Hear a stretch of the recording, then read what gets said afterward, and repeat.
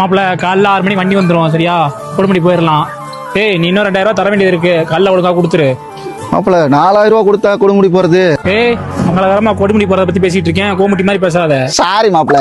Sorry போறேன்ட்டு. மாப்பிள்ள காலையில வெள்ளனா வந்துட்டா ஒரு இடம் மட்டும் போட்டுரு மாப்பிள்ள. ஏன்டா இன்னும் மாடா இந்த இடம் போறத இல்ல? நீங்க ரேஷன் கடைக்கு போனா இடம் போட்டுரு, சாப்பிட போனா இடம் போட்டுரு, பஸ்ஸுக்கு போனா இடம் போட்டுரு. கோச்சுக்காத மாப்பிள்ள, வீட்டுல இருந்து அம்மா அப்பா தாத்தா பாட்டி எல்லாம் வராங்க.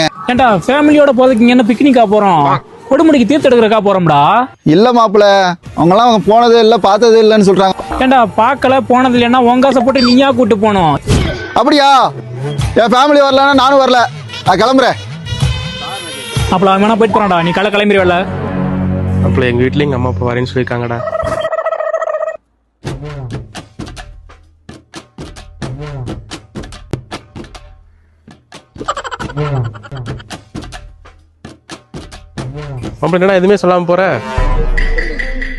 என் வீட்லயும் எங்க அப்பா அம்மா கிளம்ப சொல்றேன்.